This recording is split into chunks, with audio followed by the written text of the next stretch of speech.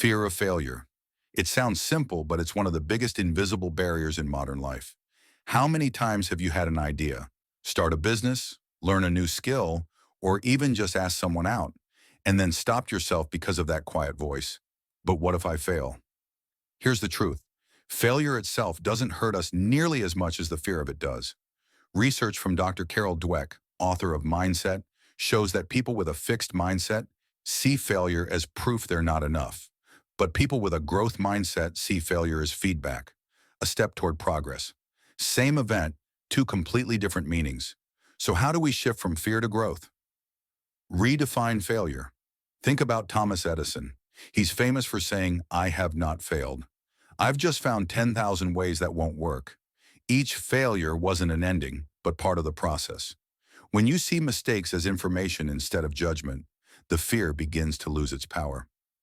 Another solution: lower the risk.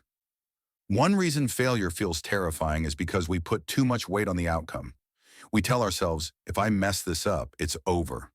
Instead, create safe-to-fail experiments. Want to start a business?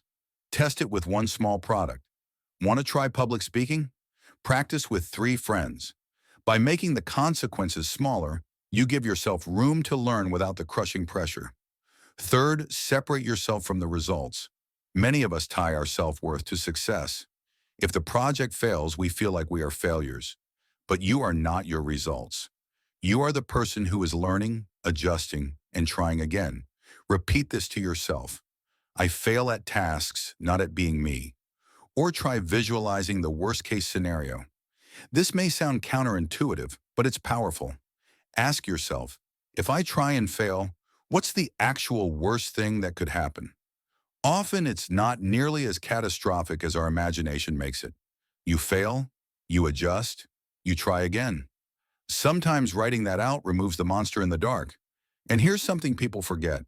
Fear of failure often hides a deeper fear, the fear of judgment. We don't just worry about failing, we worry about who's watching. What will my family think? My friends? Strangers online? But most people are too busy with their own lives to keep track of yours. And the ones who truly matter, they'll support you whether you stumble or succeed. And finally, remember, action is the antidote to fear. Fear grows in hesitation. The longer you wait, the bigger the fear becomes. But once you start moving, fear shrinks. Send the email. Sign up for the class. Take one step. Momentum is stronger than fear. So let's wrap this up. Failure isn't your enemy. It's the price you pay for growth. Redefine failure, lower the stakes, separate yourself from your results, visualize the real risks, and remember, action beats fear every single time.